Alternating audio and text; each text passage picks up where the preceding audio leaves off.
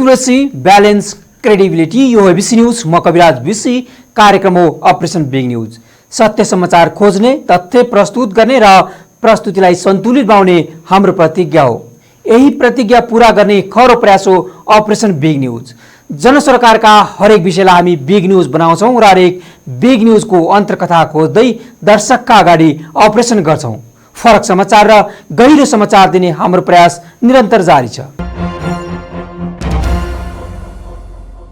दर्शकवृन्द, नेपालको राजनीतिक क्षेत्र दिन प्रतिदिन फोहोरी बन्दै गइरहेको छ र राजनीति वातावरण प्रणाली लगायत दोषको शिकार भइरहेकाले राजनीतिक अस्थिरता नेपाली जनताको नियति बनेको छ। राजनीतिक अस्थिरताले जनतालाई गरिबीको चपेटामा थिचिरहेको छ। नेपाली जनताले पटक पटक आफ्नो शासक चुन्नका लागि अत्याधिक रूपमा भोट हाल्ने गरेका छन्। भोटको राजनीतिले श्रृङ्खलाबद्ध रूपमा असक्षमतालाई जन्माइरहेकाले लगातार असफलताको इतिहास दोहोरिरहेको छ। यो देशका नागरिकले देशमा निरङ्कुश पञ्चायती राज, उदार राजतन्त्र, प्रजातन्त्र, गणतन्त्र जस्ता राजनैतिक परिवर्तनको लहरमा भाग लिए। 5वटा संविधान त बने भने कति हराए। संविधान र तिनका अन्तर्निहित सिद्धान्तहरू सबैका राम्रा थिए। संविधान कार्यान्वयन गर्ने व्यक्ति सक्षम वा उत्तरदायी नभएर बिग्रिएको थियो। राजनैतिक प्रणाली परिवर्तन भए पनि निर्वाचनमा जितेर आउने मान्छे उनै थिए र उनै छन्, जसलाई हामीले विगत 40-45 वर्षदेखि सबै नेपालीले देख्दै सुन्दै र नि भोग्दै आएका छौँ। जनता घाम पानी नभनिकन मतदानका लागि लाइन बसेर इमान्दारिताका साथ तिनै नेतालाई वर्षेनी छानिरहेका छन्। तर नेपाली जनताको मतदानले समाजमा कुनै प्रकारको तात्विक परिवर्तन गर्न भने सकेको छैन। मतदानको खुलेआम उपहास भइरहेको छ भन्नुपर्छ। मतदान गर्ने र उही असफल मान्छेलाई दोहोऱ्याइ तेह्राइ जिताएर पदमा पुर्याइदिने मात्र जनताको नीति कर्म बनेको छ। उनीहरूले आफ्नो र परिवारको हितभन्दा बढी माखो पनि मारेका छैनन्। उनीहरूमा पनि देशको प्रधानमन्त्री वा राष्ट्रपति पदमा पटक पटक गरेर आजीवन बस्न पाइने व्यवस्था रहेसम्म सत्ता स्वादको लालसा मर्दैन। कुर्ची मोह धृतराष्ट्रको पूर्त मोह भन्दा पनि बढिरहेको छ। आज हामी यिनै विषयमा अपरेसन गरेछौँ कार्यक्रम बिग न्यूजमा। दर्शकवृन्द, प्रतिनिधि सभाको विषयगत समितिहरू गत वैशाख 15 गते गठन भए।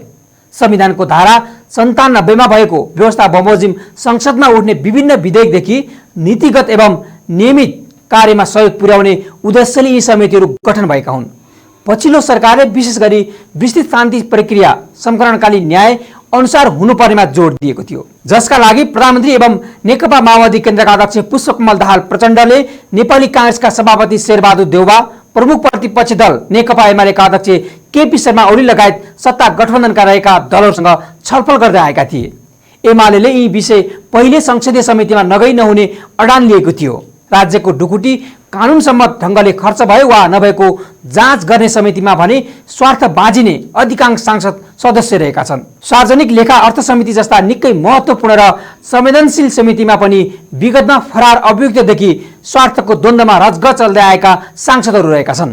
तिनै सांसदले जो लामो समय राजनीतिमा योगदान वा लोकप्रिय भएर भन्दा पनि क्षणिक वा भनौँ मौकामा चौका हानेर सांसद बनेका छन्। पहिलो कुनै न कुनै उनीहरू नीतिगत निर्माण तहमा प्रत्यक्ष संलग्न हुने गरी सांसद बन्ने कुराले नेपालको संसदीय मामिलामा स्वार्थ द्वन्द्व बढेको छ। नेपालको संविधान 2072 जारी भएपछि दोस्रो कार्यकालको प्रतिनिधि सभा तथा प्रदेश सभाको निर्वाचन गत मक्सिर 4 मा सम्पन्न भई जननिर्वाचित सांसद सदनमा छन्। तर फेरि पनि यो जनताको सार्वभौम अधिकार रहेको सदनले जनमुखी प्रतिफल दिन्छ भन्ने कुरामा आशावादी भने बन्न सकिँदैन।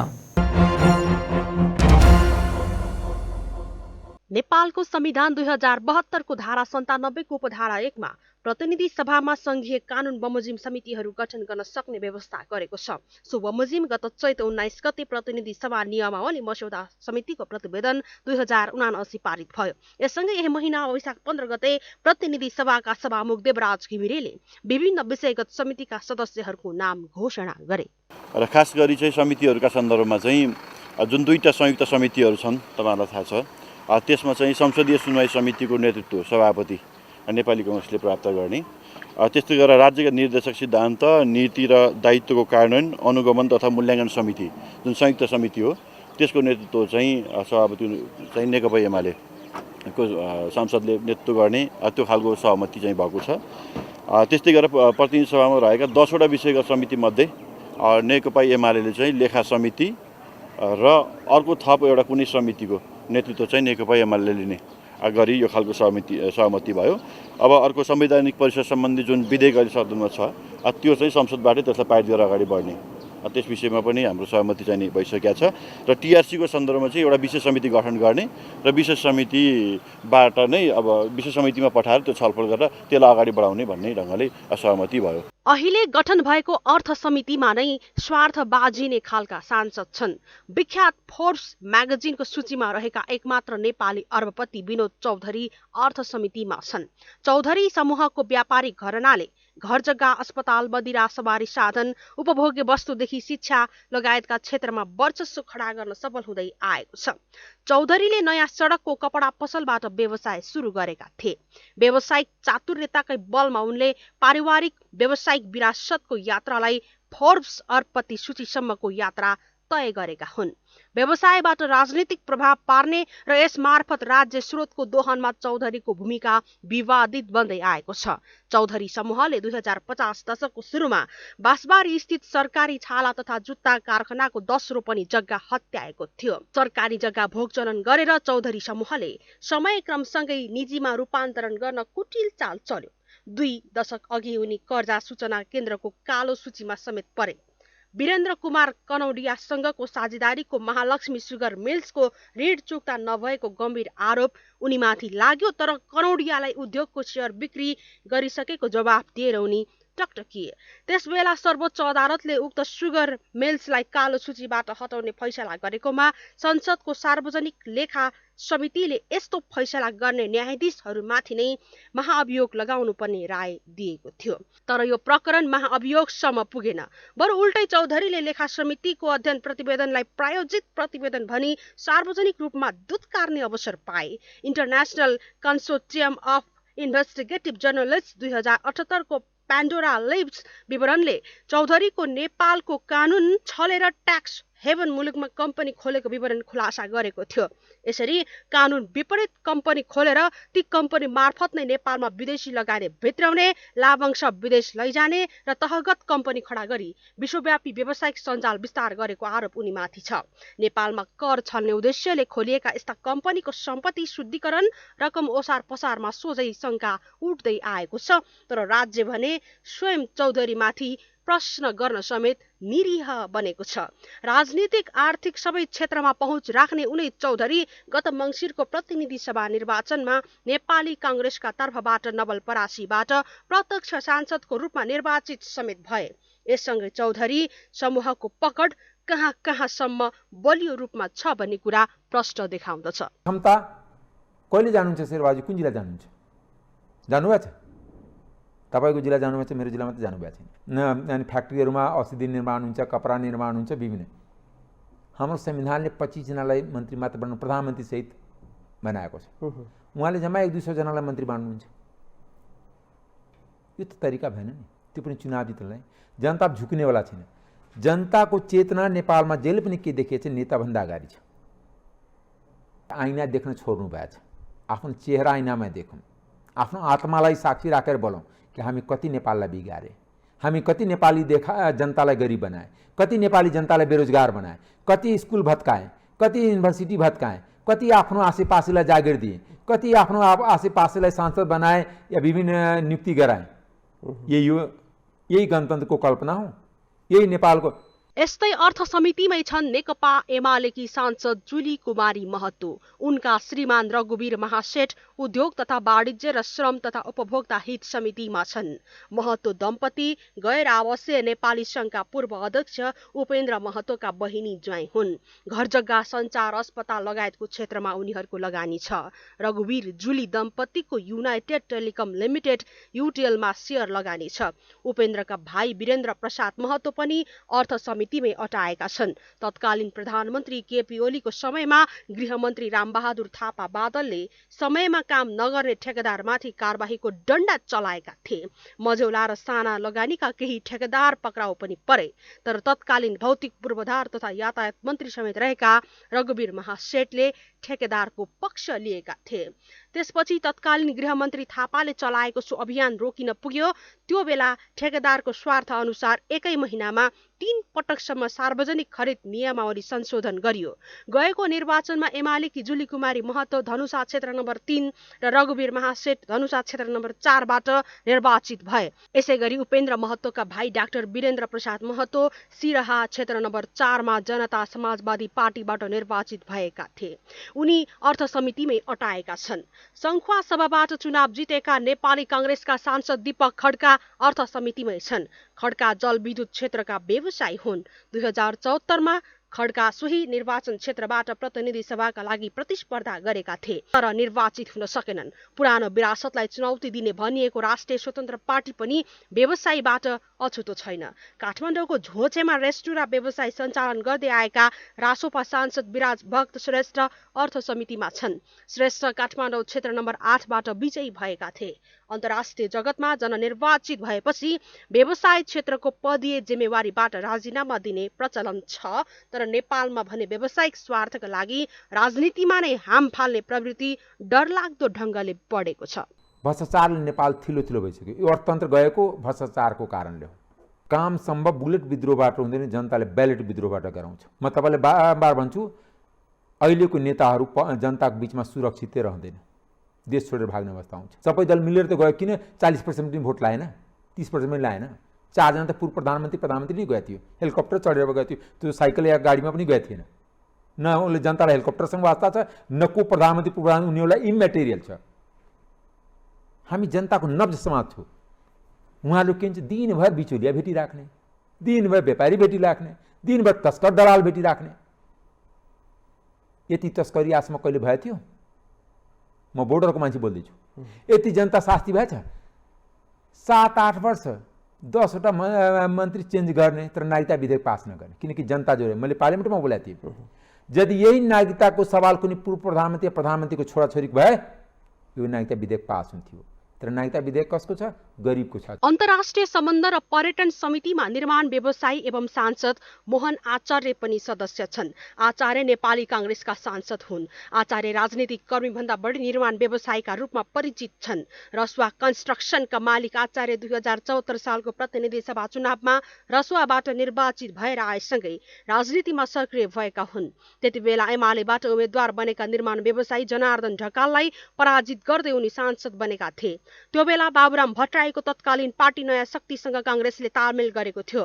त्यही कारण नयाँ शक्तिका प्रेम तामाङ प्रतिनिधि सभा र काङ्ग्रेसका आचार्य प्रदेश सभा सदस्यमा उम्मेद्वार बन्ने टुङ्गो लागेको थियो। तर उम्मेदवारी दर्ता गर्दा आचार्यले प्रतिनिधि सभा र तामाङले प्रदेश सभामा दर्ता गराए। काठमाडौँमा टिकट दिने नेतालाई नै चकित पार्ने गरी तामाङ र आचार्यको मिलेमतो आर्थिक घटनासँग जोडिएको आरोप समेत लाग्यो। तामाङले प्रतिनिधि सभाका लागि चुनाव लड्न पैसा नभएर प्रदेशमा झरेको बताउने गरेका छन् तर स्थानीयहरू आचार्यको पैसाको लोभमा तामाङ प्रदेशमा झरेको दावी गर्छन्। उनै आचार्य गत मङ्सिर 4 को चुनावमा दोहोरिएर निर्वाचित भए। उनी राज्य संयन्त्रलाई अटेरी गर्ने ठेकेदारका रूपमा चिनिँदै आएका छन्। 2078 चैतमा मात्रै प्रतिस्पर्धा बिनै 5 अर्बको ठेक्का लिनकै लागि सेटिङ गरेको आरोप लागेर विवादमा तानिएका थिए। आचार्यको कम्पनी रसुवा कन्स्ट्रक्सनलाई यसअघि नै सडक विभागले सडक निर्माणमा लापरवाही गरेको भन्दै कालो सूचीमा राखिसकेको छ। विभागले पुष्पलाल मध्य पहाडी लोकमार्ग आयोजना समयमै सम्पन्न नगर्ने र पटक पटक ताकेतामा राखिए पनि नआउने भन्दै 10 निर्माण कम्पनीलाई कालो सूचीमा राखेको थियो, जसमा आचार्यको कम्पनी पनि पर्यो। यसर्थ नियमावली पारित भएको झण्डै 1 महिनापछि वैशाख 15 मा प्रतिनिधि सभाका 10वटा विषयगत समितिले सदस्य त पाए तर समितिमा धेरै सदस्य स्वार्थ बाजिने गरी चयन भएका कारण आशातीत अवस्था भने देखिएको छैन। जनताले दिएको मतलाई हामीले सम्मान गर्नैपर्छ। हजुर, पहिलेको निर्वाचनमा पनि हामीले त्यति राम्रो गरेका थिएनौँ ती ठाउँहरूमा। अहिले हुने निर्वाचनको अवस्था पनि त्यति सन्तोषजनक भएन। तर हामीलाई असन्तुष्टि किन छैन भनेदेखि अहिलेको जुन चाहिँ निर्वाचन भइरहेको थियो त्यसमा रासोपाले जुन किसिमको अवस्थाहरू केही समय अगाडि नेतृत्वले भोग्नु परेको अवस्थाहरू पनि पर्यो। त्यस पछाडि तत्कालै नेपाली काङ्ग्रेसलाई परित्याग गरेर अर्को एकजना तनहुको लागि जुन प्रत्याशी रहनुभयो, उहाँ प्रवेश गर्नुभयो।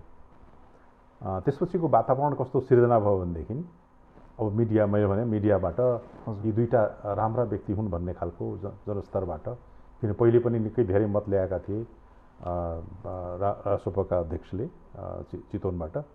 त्यसकारण चाहिँ त्यो कुरो चाहिँ अब त्यहाँका जनताले सधैँभरि उहाँलाई ब्याकअप गरिराख्दाखेरि वातावरण त्यो बन्दै गएको अवस्थाहरू चाहिँ देखियो। यस्तै सर्वोच्च अदालतका 2 अर्ब 13 करोड 76 लाख रुपियाँ भ्रष्टाचारको आरोप खेपिरहेका राष्ट्रिय प्रजातन्त्र पार्टीका सांसद विक्रम पाण्डे सार्वजनिक लेखा समितिमा छन्। उनी राज्यको ढुकुटीको खर्च कानुन सम्मत भए नभएको जाँच पडताल गरेर आवश्यक निर्देशन दिने दायित्व रहेको सार्वजनिक लेखा समितिमा नै 13 अर्बको परियोजनामा विवादित रहँदै आएका छन्।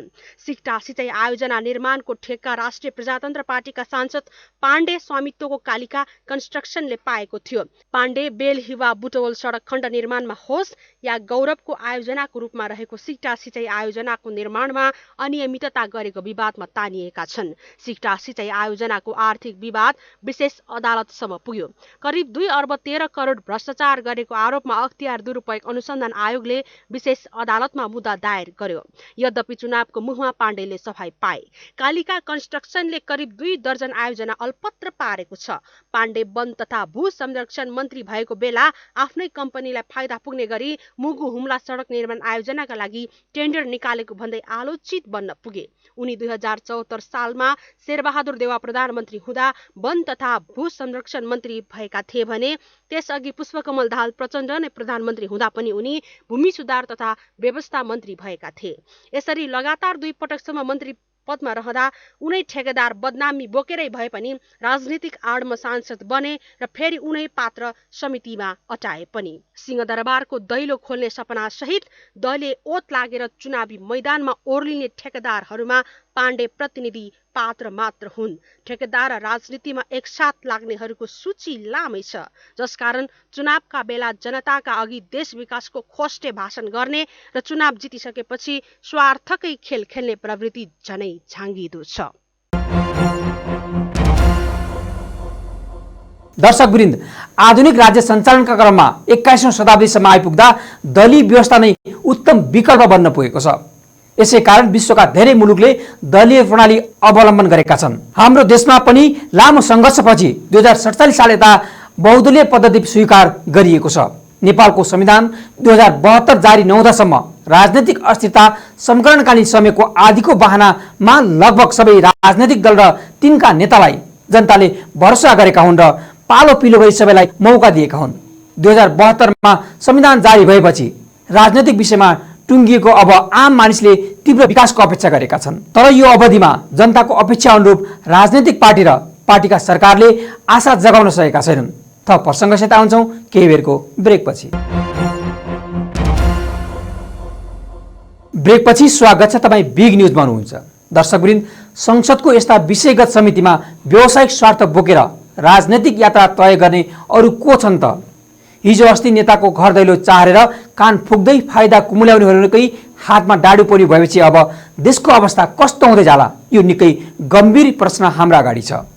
सरकारी कोष दुरुपयोग भएर नभएको ठम्ब्याउने भूमिकामा छन् नेकपा एकीकृत समाजवादीका सांसद प्रेम आले। काठ व्यवसायीको पृष्ठभूमिमा रहेका आलेले 2055 सालमा डोटीमा अवैध काठ कारोबार आरोपमा मुद्दा खेपिरहेका थिए। जिल्ला अदालतले दोषी ठहर गरेर पनि तत्कालीन पुराना आवेदन अदालतले दिपायलले भने उनलाई सफाई दिएको थियो। अघिल्लो संसदमा पनि लेखा समितिमा रहेका आलेमाथि वैज्ञानिक वन व्यवस्थापन कार्यक्रमको व्यतिथिबारे छानबिन गर्न गठित उपसमितिको सदस्यले पक्षपातपूर्ण छानबिन गरेको आरोप लगाएका थिए। कैलालीका केही सामुदायिक वन उपभोक्ता समितिले आलेले आफू निकटबाट आर्थिक लाभ लिएको र अन्यलाई हप्की दप्कीसम्म गरेको भन्दै राजीनामा समेत मागेका थिए। यता 2076 सालमा मन्त्री भएको बेला सेक्युरिटी प्रिन्टिङ मेसिन खरिद प्रकरणमा प्रसाद प्रकरणमा मुछिएका एमाले सांसद गोकुल बास्कोटा गत मक्सिर 4 को निर्वाचनपछि काभ्रे पलाञ्चोक क्षेत्र नम्बर 2 बाट निर्वाचित उनले यति बेला 70 करोड रुपियाँ घुस मागेको अडियो सार्वजनिक भएको थियो। त्यसपछि उनी विवादमा मुछिएका थिए। उनी बास्कोटा अहिले लेखा समितिमा रहेका छन्। प्रतिनिधि सभा संसदमा नेकपा एमाले सांसद लक्ष्मी महतो कोइरी निलम्बित भए। कोइरीबारे संसदमा निरन्तर आलोचना हुँदै आएको थियो। सांसद कोइरीको विषयमा यसअघि नेपाली कांग्रेसका सांसद रामहरि खतिवड़ाले हत्या आरोपित व्यक्ति संसदमै रहेको भन्दै नियमापत्ति जनाएका थिए। सभामुखको निर्वाचन हुनु पूर्व नै खतिवड़ाले संसदका ज्येष्ठ सदस्य पशुपति शमशेर जबरासँग समय लिएर तत्कालीन उपप्रधान एवं गृहमन्त्री रवि लामिछानेलाई कटाक्ष गर्दै सो कुरा राखेका थिए। त्यसपछि लामिछाने र श्रममै जङ्गिँदै फरार रहेका मानिस संसदमा भए पनि त्यसलाई विधि र पद्धतिबाटै काम हुने भनेर टाल्टुले जवाफ दिए। सांसद कोइरीमाथि 2072 भदौ 5 गते महोत्तरीमा सशस्त्र प्रहरीका सहायक निरीक्षक थमन विकको हत्या गरेको आरोप छ। महोत्तरी जिल्ला अदालतले 1 लाख धरौटीमा छोडे पनि उच्च अदालत जनकपुरले 2077 मङ्सिरमा थुनामा राखी मुद्दा छिन्न आदेश दिएको थियो। तर त्यस यता कोइरी पक्राउ पर्न सकेका छैनन्। कोइरी प्रकरण निकै नाटकीय रूपमा अघि बढ्दै आएको छ, तर राज्य स्वयं दर्शक बाहेक अरू बन्न सकेको छैन। कोइरीले संसदमा उपस्थित भएरै शपथ लिएका थिए। यस घटनापछि संसदमा सरकार र गृहमन्त्रीको आलोचना भएपछि तत्कालीन गृहमन्त्री रासोपाका सभापति रवि लामिछानेले कोइरीलाई पक्राउ गर्न प्रहरीलाई भनेका थिए। भारतीय प्रहरीले कोइरी पक्राउ गरे पनि नेपाललाई बुझाउन भने मानेको थिएन। लामिछानेले 15 गतेको संसद बैठकमा यसको स्वीकारोक्ति गरेका थिए। हत्या अभियोगमा फरार सूचीमा रहेका एमालेका सांसद लक्ष्मी महतो कोइरीलाई उद्योग तथा वाणिज्य र श्रम तथा उपभोक्ता हित समितिमा राखिएको थियो। कोइरीको मुद्दा महोत्तरी जिल्ला अदालतमा अझै विचाराधीन अवस्थामा छ। पछिल्लो समय सभामुख देवराज घिमिरेले सांसद कोइरी उपचाररत रहेका बेहोरा संसदमा प्रस्तुत गरेपछि विभिन्न राजनीतिक दलका सांसदले यसको चर्को विरोध जनाए। उहाँको सालोले भारतमा रहेको उहाँको नातेदार सहितले मलाई तस्बिर त्यतिखेरको मैले सूचनाको गोपनीयतालाई मध्यनजर राख्दै मैले नाम लिन मिल्दैन, तर मसँग उहाँ भागेर जानुभएको ठाउँ त्यहाँको प्रहरीले लिएको नियन्त्रणमा लिएको तस्बिर सहित छ। सम्बन्धित निकायलाई म यो उपलब्ध गराउन सक्छु। मैले यसलाई सार्वजनिक गर्न मिल्दैन। त्यसकारणले यो गरिमामय संसदले एउटा फरार अभियुक्तलाई, भागेको व्यक्तिलाई बिरामी भनेर करार गर्ने हो भने लोकतन्त्रको लागि योभन्दा ठुलो मजाक केही पनि हुँदैन। यो हास्यास्पद श्रृङ्खला बन्द गर्नुपर्छ। एउटा कुरा सम्माननीय सभामुख महोदय मार्फत म जानकारी गराउन चाहन्छु कि अब नयाँ पुस्ताका राजनीतिज्ञहरू पनि राजनीतिमा आएका छन्। अब राजनीतिको नाममा राजनीति चाहिँ कमसेकम यो सदनमा नचलोस्, यसलाई म सचेत गराउन चाहन्छु। र अन्य बिरामी साथीहरू जो हुनुहुन्छ उहाँहरूप्रति हाम्रो सद्भाव छ। उहाँहरूप्रति शीघ्र स्वास्थ्य लाभको हामीले कामना गरिरहँदा, हाम्रो भित्री हृदयबाट हाम्रा साथीहरूलाई हामीले स्वास्थ्य लाभको कामना गरिरहँदा हाम्रो कामना फरार अभियुक्तमाथि नजाओस्, म गम्भीर रूपमा यसको ध्यान आकर्षण गराउन चाहन्छु। र यसमाथि सभामुख छानबिन समिति गठन हुने अथवा केही विशेष रुलिङ सम्माननीय सभामुखबाट हुनेछ भन्ने अपेक्षा गर्न चाहन्छु। यो गम्भीर विषय हो र सदनले यस्ता फरार अभियुक्तहरूलाई बिरामीको संज्ञा दिएर, बिरामी करार दिएर यो भद्दा मजाक आगामी दिनमा पनि कहिले नगरोस् र यसलाई अत्यन्त गम्भीरतापूर्वक रेकर्डमा संसदले राखोस्, यही निवेदन गर्न चाहन्छु। धन्यवाद। प्रहरीको गृह मन्त्रालयको फरार सूचीमा रहेकोलाई बिरामी भन्न मिल्दैन, तर प्रधानमन्त्री र गृहमन्त्रीहरूले यो संसदलाई फलाना माननीय फरार भनेर अहिलेसम्म किन जानकारी पठाएन? दोष कसको? कार्यव्यवस्था परामर्श समिति कस्तो सभामुखलाई फरार प्रहरी गृह मन्त्रालयको फरार सूचीमा रहेको माननीयलाई बिरामी भनेर परामर्श दिने कार्यव्यवस्था परामर्श समिति कस्तो? जिम्मेवारी प्रधानमन्त्री, गृहमन्त्रीहरू र कार्यव्यवस्था परामर्श समितिले लिनुपर्छ। सम्मानित सदनबाट, सम्माननीय सभामुखबाट उहाँ बिरामी हुनुहुन्छ भनेर प्रतिनिधि सभामा प्रस्ताव पेश गर्नु भनेको योभन्दा ज्यादा जग हँसाइ के होला? सम्माननीय सभामुख महोदय, यस्तो प्रस्ताव कसरी आयो? कसरी सम्मानित सदनमा सम्माननीय सभामुखजीबाट वाचन गर्न लगाइयो? र ल एकछिनका लागि त हामी चुप्प लाग्दिउँला, के छैन। सम्माननीय सभामुखजीको आदेशले हामी बसी पनि दिउँला, त्यसमा पनि समस्या भएन। तर मानिसले भन्छ चाहिँ के? एउटा सदन, प्रतिनिधि सभा, देशका यो कुनै फरार अभियुक्तलाई अभियुक्त हुन् भने बिरामी भनिराख्नुपर्छ भन्ने हाम्रो पनि मान्यता छैन। तर गृहमन्त्रीको कुर्सीमा बस्ने सिमाना पारी सब सिमाना पारीका धेरै अपराधीहरूलाई नेपाल प्रहरीले गोप्य रूपमा पक्रेर अन्डरस्ट्यान्डिङ गरेर देशभित्र ल्याएको छ र यहाँ आएका त्यस्ता अपराधीहरूलाई पनि पक्रेर भारततिर लगेको छ। गृह मन्त्रालयको कुर्सीमा बस्ने, प्रधानमन्त्रीको कुर्सीमा बस्ने, प्रधानमन्त्री हुने, गृहमन्त्री हुने, समातेर ल्याएर थुन्न नसक्ने अनि यो समस्या संसदमा ल्याउने, फौजदारी मुद्दा लागेकालाई बिरामी भनेर बचाउने यो जस्तो लज्जापस कुरा केही पनि होइन। त्यस कारणले दुधको दुध पानीको पानी तपाईँ चाहिँ फौजदारी मुद्दा लागेको ज्यान मारेर तपाईँ चाहिँ नि चोख्याउन मिल्दैन, ऊ माथि कारबाही हुनुपर्छ। निजी स्कुल चलाउने सांसद सुशीला श्रेष्ठ पूर्वाधार विकास समितिको सदस्य बनेकी छिन्। जनता समाजवादी पार्टीकी नेत्री श्रेष्ठ शिक्षा विज्ञान तथा प्रविधि मन्त्री अशोक कुमार राईकी पत्नी हुन्। श्रेष्ठ काठमाडौँको बुद्धनगर स्थित स्वप्न बाटिका स्कुलकी सञ्चालिका हुन्। उनका पति शिक्षा मन्त्री राई स्वप्न बाटिका फाउन्डेसनको अध्यक्ष छन्। पूर्वाधार विकास समितिको सदस्यमा पर्यटन व्यवसायी राजेन्द्र बजगाई छन्। बजगाई नेपाली कांग्रेसको तर्फबाट गोरखा क्षेत्र नम्बर 2 बाट विजयी भएका थिए। यस्तै मेडिकल व्यवसायी डाक्टर सुनिल शर्मा कानून न्याय तथा मानव अधिकार समितिमा छन्। शर्माको मोरङको नोबेल मेडिकल कलेज, काठमाडौँ स्थित केएमसी कलेज लगायत स्वास्थ्य संस्थामा लगानी छ। देशमा भएको पछिल्ला संसदीय चुनावहरूबाट राजनीतिज्ञका रूपमा व्यवसायीहरू संसद पुग्ने क्रम बढेकै थियो, तर त्यस्तो प्रवृत्तिको आलोचना धेरै हुन थालेपछि यसपटक अझ धेरै व्यवसायीहरू प्रत्यक्ष चुनाव लड्न गए। गएको चुनावमा त झण्डै 3 दर्जन उद्योगी व्यवसायी प्रत्यक्ष चुनावबाटै संघीय संसदमा जनअनुमोदित भए। राजनीति र व्यवसायलाई सँगसँगै अघि बढाएकाहरू धेरै जसो आए। व्यवसायीहरू संसदमा पुग्नु नौलो नभए पनि नीति निर्माण तहमा प्रत्यक्ष संलग्न हुने गरी सांसद बनेपछि आफूले सम्हालेका व्यावसायिक जिम्मेवारी त्याग्ने अन्तर्राष्ट्रिय अभ्यासहरू छन्, तर नेपालमा यसको कमजोर अभ्यास छ। सांसद पनि रहने र व्यावसायिक जिम्मेवारीहरू नत्याग्ने प्रवृत्तिले स्वार्थको द्वन्द्व अर्थात् कन्फ्लिक्ट अफ इन्ट्रेस्ट सिर्जना हुन्छ, जसले गर्दा संसदले बनाउने कानूनहरू सम्बन्धित क्षेत्रका व्यवसायमा संलग्न सांसदहरूको स्वार्थमा समेत बनेका उदाहरण नेपालमा प्रशस्तै छन्। राजनीति र व्यवसाय फरक फरक विषय हुन्। समाज सुधार र परिवर्तनका लागि राजनीति र धन आर्जन गर्ने मुख्य उद्देश्य व्यवसायको भए पनि यी दुई विधा यति बेला सँगसँगै अघि बढेको परिणाम हामीले देख्दै आएका छौँ। जनताको समक्ष जाँदाखेरि, आफ्नो मतदाताको समक्ष जाँदाखेरि हामी केही कुरो वचनबद्ध हुन्छौँ, केही कुरो हामी गर्छौँ भनेर भन्छौँ। सुशासन दिन्छौँ, विकास गर्छौँ, हाम्रो सेवा प्रवाह गर्छौँ भन्ने खालको जुन हाम्रो प्रतिबद्धता जनतासँग भएको हुन्छ, त्यो गर्नको लागि ठाउँमा गइएन भने त थाहा हुँदैन नि। उदाहरणको लागि मै कानुन मन्त्रीको रूपमा रहँदाखेरि मैले के भने भनेदेखि त्यहाँ हाम्रो मिटिङहरूमा कुरा गरेँ, यो चाहिँ भागभण्डाको हिसाबले हामी न्यायाधीशहरूको नियुक्ति गर्दैनौँ। यो कुरो मैले चाहिँ गरेको कुरा। त्यो कुरो म त्यहाँ गएर मात्रै गर्न सक्थेँ, बाहिरबाट मैले सदनमा मात्रै उठाएको कुरो होइन। त्यो प्रत्याभूति गराउन जनतालाई मैले सकेको भए त प्रमाणित हुन्थ्यो। हामीले ऊर्जा मन्त्रालयले महत्त्वपूर्ण कार्यहरू भए त त्यो केही देखाउनको लागि हामी जिरो टलरेन्स भ्रष्टाचारमा हामी एक पैसा कहीँ तलमाथि गर्दैनौँ, इमान्दारीको साथ काम गर्छौँ भन्ने देखाउनको लागि त्यो ठाउँमा त पुग्नै पर्छ।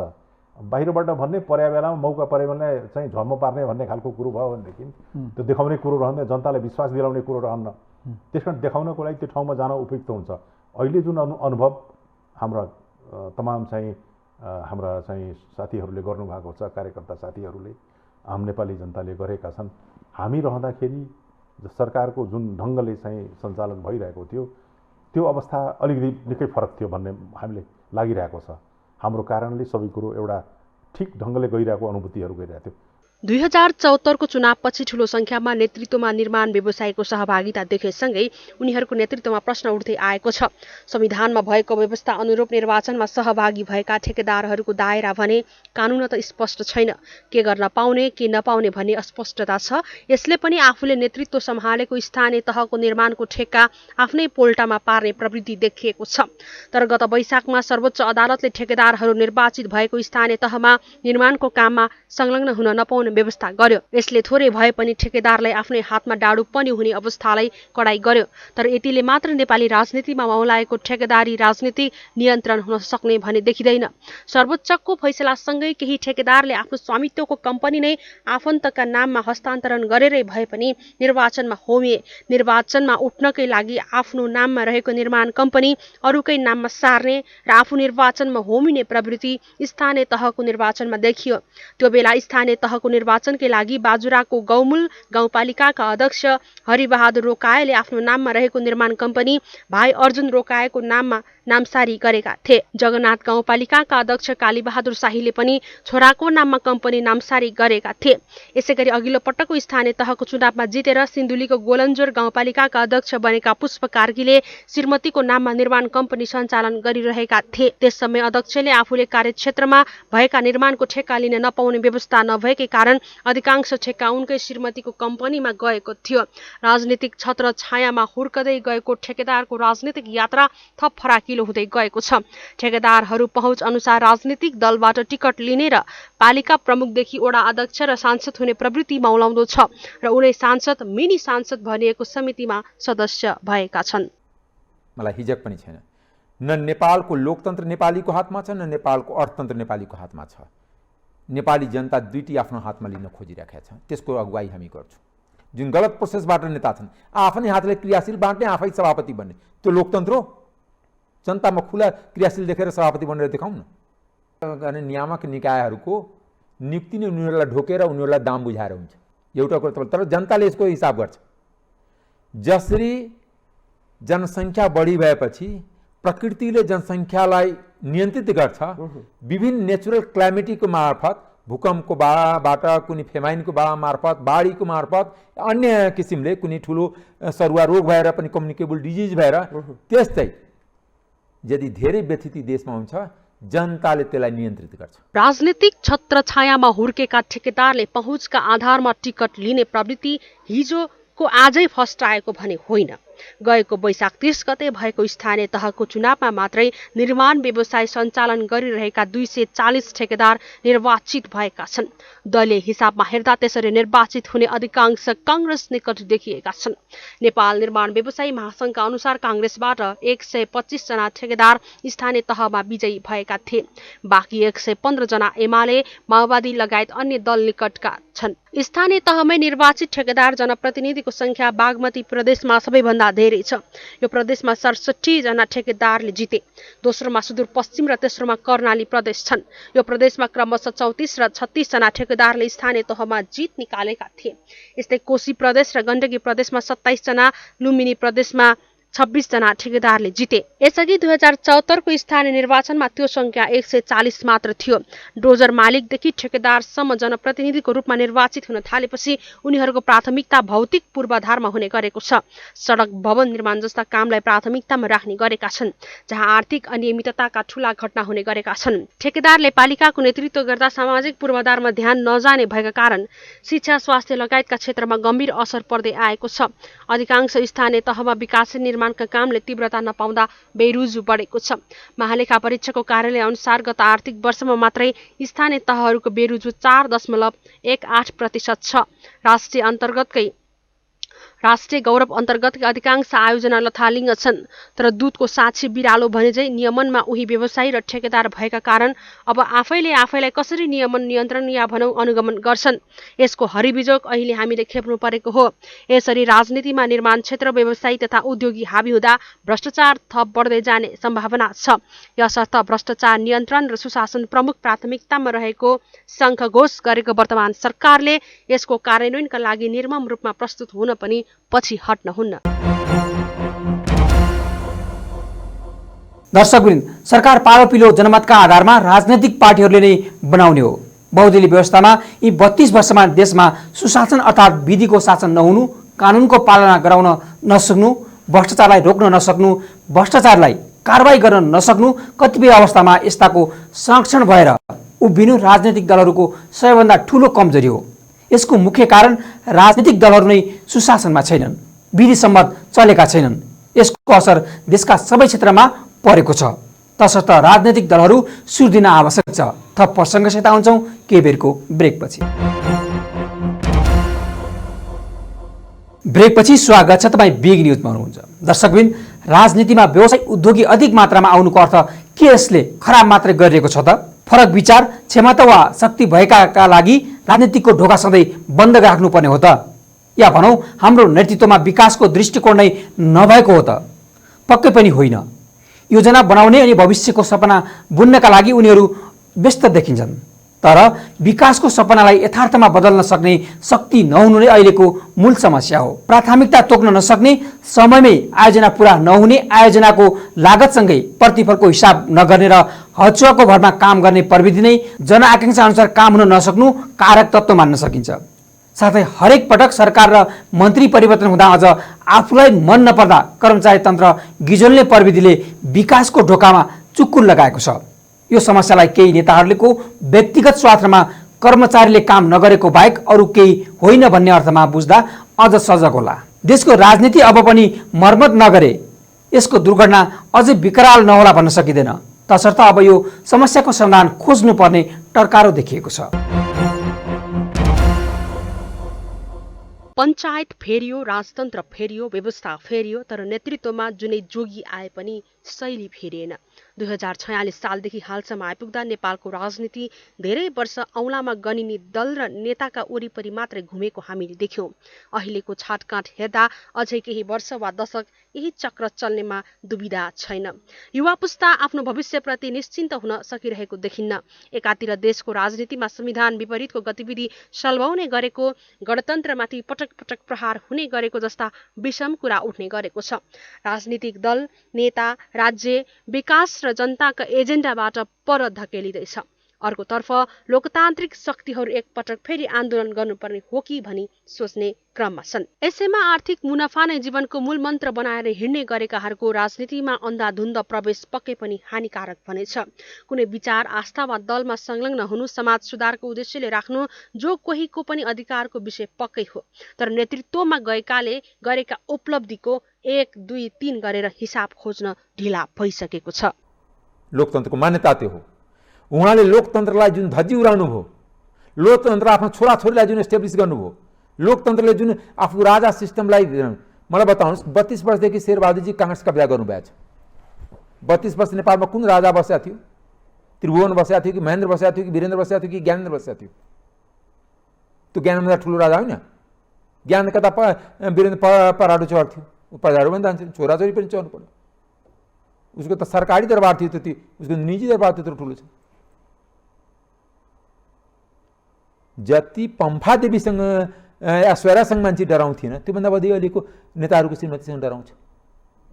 यो तरिका नेताको छोराछोरीसँग डराउँछ। नेताको छोराछोरी श्रीमतीलाई गुहारेर राजनीति गर्नुपर्ने यो दिन गयो।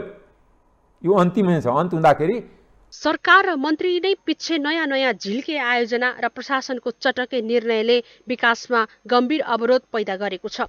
पूर्व तयारी बिना नै बहुलक्ष्य ढङ्गले विकासे कामको घोषणा किन हुन्छन्? कुन आयोजनामा कति खर्च गर्ने, कति वर्ष लगाएर गर्ने र त्यसको प्रतिफल कति हुन्छ भन्ने हिसाब गर्न नजान्दा खर्बौको आयोजनामा वार्षिक केही अर्ब छुट्याउनुको अर्थ वा उपलब्धि के? अब यस्तो परिस्थितिको अन्त्य हुनै पर्छ। देश र जनताले अर्को दशकौँसम्म यही भुमरीमा रुमलिने अवस्थाको अन्त्य गर्दै समाधानको बाटो खोज्न अविलम्ब ढिलाइ गर्न हुन्न। सचिन त रातारात चन्द्र चौधरीलाई सांसद बनाइदिने यो सचिन हो? के हो काङ्ग्रेसमा लगाउने? विनु चौधरी रातारात टिकट दियो, के हो र? अहिले तपाईँलाई भन्दैछु, हुनुभन्दा पहिला चन्द्र चौधरीलाई समितिको सभापति बनाउँदैछन्। आज 10 जना काङ्ग्रेसको सांसद भन्दै हेर न, हामी त बोल्नै सक्दैन। मैले ठिक छ, तिमीहरूको दासत्व अहिले केही दिनसम्म छ। दासता तोड्नुपर्छ। गुलामी तन्त्र होइन, लोकतन्त्र भनेको लोकतन्त्र जनताबाट आउनुपर्छ। मैले आज संसदमा पनि रहेछु, समानुपातिक व्यवस्था खारिज हुनुपर्छ। यो संहिता खारिज हुनुपर्छ। संहिता कार्यकर्तालाई अनि लुट्ने मेसो होइन। के भयो जनतालाई? संहिताको कारणले कहाँ शिक्षामा सुदृढीकरण भयो, कहाँ स्वास्थ्य राम्रो भयो, कहाँ सडक राम्रो भयो, कहाँ सिँचाइ राम्रो भयो, कहाँ गरिबी दूर भयो, कहाँ युवाको रोजगारी दूर भयो? कहीँ छ? म मध्य प्रदेशको मुख्यमन्त्रीभन्दा पहिलाको मेरो साथी थियो, मैले उहाँलाई जिस्काएर भन्थेँ, ए मुख्यमन्त्रीजी त 23 अरबको बजेट छ, 1 अरबको पनि कुनै एउटा कलेज युनिभर्सिटी मलाई देखाइदिनुहोस् न, 1 अरबको कुनै एउटा रोड देखाइदिनुहोस् न। प्रमुख राजनीतिक दलका राष्ट्रिय महाधिवेशनदेखि नै व्यवसायी नेतृत्वमा आउने गरेका छन्। देशका प्रमुख दलहरू नेपाली काङ्ग्रेस, नेकपा एमाले, माओवादी केन्द्र लगायतका दलहरूको अधिवेशनमा व्यवसायीको बलियो उपस्थिति देखिएको छ। ओडादेखि केन्द्रसम्म निर्वाचनबाट नयाँ नेतृत्व छानेको भन्ने नेपाली काङ्ग्रेसमा फोर्ब्स सूचीकृत विनोद चौधरी तथा व्यवसायी उमेश श्रेष्ठ केन्द्रीय सदस्यमा निर्वाचित भए। चौधरी 2064 सालमा नेकपा एमालेबाट समानुपातिक सांसद बनेका थिए। उनै चौधरी 2074 सालमा सालमा काङ्ग्रेस प्रवेश गरेर प्रतिनिधि सभामा सांसद बने। 2064 पछि माओवादीसँग नजिक भएका श्रेष्ठ 2070 को मन्त्री परिषदले सिफारिस गरेर 26 जना मध्ये काङ्ग्रेसको कोटाबाट संविधान सभा सदस्य बनेका थिए। 2074 को निर्वाचनमा समानुपातिकबाट प्रतिनिधि सभा सदस्य भएका श्रेष्ठलाई शेरबहादुर देउवा प्रधानमन्त्री भएपछि स्वास्थ्य राज्य मन्त्री बनाएका थिए। अब प्रधानमन्त्री वा नेतृत्व नै फेरिए पछि आफ्नालाई काखा र अरूलाई पाहा गर्ने पुरानो प्रचलन चटक्कै त्याग्न नसके पनि कमसेकम ती नेताले के गरे त भन्ने विवरणको समीक्षा गर्न जरुरत भइसकेको छ। 16 साल जनतालाई भ्रमित गरिरहेको छ। संहिताको औचित्य देखियो। अनि निर्वाचन प्रणाली लोकतन्त्र भन्ने बहुमतै आउन नसक्ने निर्वाचन प्रणाली सुहाउँदो भयो, मिल्यो। बहुदलको तपाईँले पनि मलाई प्रश्न गर्नुभयो, बहुदलीय शासन व्यवस्थाको पहिलो शर्त भनेको बहुमत प्राप्त दलीय सरकार हो। बहुमत प्राप्त दलको संसद र संसदले बना सरकार हो, पहिलो शर्त छ अहिले स्थिति। अनि यत्रो गलत कुरा गर्ने अनि फेरि ठुलो कुरा गर्ने, परिणाम सबै यत्रो त नेगेटिभ परिणाम आउने, त्यसको परिणाम अत्यन्त नकारात्मक हुने, तैपनि हामी नसोचे नि भन्ने कुरा हो नि त। यसअघि नेकपा एमाले व्यावसायिक पृष्ठभूमिका मोती दुगडलाई चितवन अधिवेशनबाट केन्द्रीय सदस्य चुन्यो। एमाले अध्यक्ष केपी शर्मा ओलीले मेडिकल कलेज व्यवसायी दुर्गा प्रसाईलाई केन्द्रीय सदस्यमा मनोनयन गरेका थिए। एमाले अध्यक्ष ओलीले दुगडलाई उद्योग विभाग प्रमुख र प्रसाईलाई उपप्रमुख बनाए। 2064 सालमा सद्भावना पार्टीबाट समानुपातिक सांसद बनेका दुगडले 2070 सालमा नवनिर्माण पार्टी खोलेर निर्वाचन लडेका थिए। 2017 सालमा दुगडको पार्टी पराजित भयो र उनले दल एमालेमा विलय गराए। एमालेले पनि उनलाई मधेसी कोटामा सांसद बनायो। यति मात्र होइन, ओली प्रधानमन्त्री बनेपछि दुगड उद्योग राज्यमन्त्री समेत बन्न सफल भए। राज्यमन्त्रीपछि ओलीले उनलाई मन्त्री सरहको आर्थिक सल्लाहकारमा नियुक्ति गरेका थिए। दुगडले 300 जना व्यवसायीलाई ओली प्रधानमन्त्री हुँदा एमालेमा प्रवेश गराएका थिए। एमालेले राज्यलक्ष्मी गोल्छालाई संविधान सभा सदस्य बनाएको थियो। उनले तत्कालीन एमाले अध्यक्ष झलनाथ खनाललाई 7 करोड रुपियाँ दिएर सभासद भएको बताएकी थिइन्। माओवादीले 2064 मा ज्योति समूहका पद्म ज्योतिलाई सांसद बनाएको थियो। राजेन्द्र खेतान नेकपा मालेको सिफारिसमा 26 जना नियुक्त हुँदा सभासद बने। काङ्ग्रेसले त्यो बेला दिवाकर गोल्छालाई सभासद बनायो। 2070 सालमा काङ्ग्रेसले अनिल रुङ्गाटा लगायतका व्यवसायीलाई सांसद बनाएको थियो। यसैगरी राजाको शासनकालमा पनि डाक्टर रूपज्योति अर्थ राज्य मन्त्री बनेका थिए। त्यो बेला राजेश काजी श्रेष्ठ उद्योग सहायक मन्त्री बनेका थिए। तर राजाले मन्त्री बनाएका व्यवसायीले भने राजनीतिलाई निरन्तरता दिएनन्। माओवादी र माले कोटाबाट सभासद भएका ज्योति र खेतान पनि राजनीतिमा सक्रिय छैनन्। अहिले राजनीतिक पृष्ठभूमि नभएका व्यक्तिमा काङ्ग्रेसमा चौधरी र श्रेष्ठ सक्रिय छन् भने एमालेबाट अलग भएर प्रसाई राजतन्त्रको अभियानमा सक्रिय देखिन्छन्। अब यही प्रवृत्ति यिनै दल र यिनै नेताले विकासका एजेन्डा कति सम्बोधन गर्न सक्छन् भन्ने प्रश्न पनि टटगारो रूपमा उठेको हो। यसका लागि विद्यमान राजनीतिक सोचमा व्यापक परिवर्तनको खाँचो छ। दर्शकवृन्द, देशलाई सबैभन्दा धेरै प्रभाव पार्न सक्ने भनेको आज पनि राजनीति पार्टीहरू नै हो। सरकार बनाउने काम तिनैले गर्छन्। अहिले आम मानिस विशेष गरी युवा वर्गको आक्रोश पनि राजनीतिक दल र तिनका नेताहरूप्रति नै छ।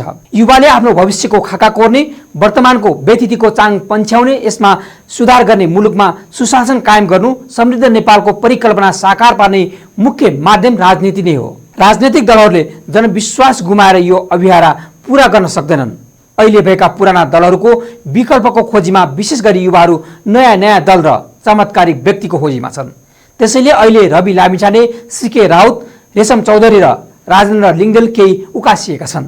अहिले राजनीतिक दल र तिनका नेताहरूलाई लाग्ने गरेको धेरै ठूलो आरोप आर्थिक अपारदर्शिता र आर्थिक लेनदेन र पार्टी र पहुँचवाला नेताको स्रोत नदेखिने आम्दानी र खर्च मुख्य मुद्दा बनेको छ। अब व्यक्ति असल भएर मात्र पुग्दैन, यो व्यक्तिको सक्रियतामा केही सुधारको प्रयास मात्रै हुनेछ। अब पद्धति बसाउने अभियान थाल्नुपर्छ। संस्थागत सुशासन र पारदर्शिताले मात्रै गुमेको साग बचाउन सक्ने अवसर राजनैतिक पार्टीहरूलाई अझै छ। नेपाली काङ्ग्रेस, नेकपा एमाले र नेकपा माओवादीले आफ्नो घट्दो साग जोगाउन कुनै ठोस कदम चालेनन् भने यो मुलुक अझै दुःख पाउनेछ। तसर्थ दलहरूले यो विषयमा गम्भीरताका साथ सोच्न आवश्यक छ। अपरेसन आज सकिन्छ, भोलि अर्को बिग न्युजको अपरेसन गर्नेछौँ। गाउँ सहर दुनियाँ बिउजाउने हाम्रो अभियान जारी छ। तपाईँ न्युज सँगै रहनुहोला। नमस्ते।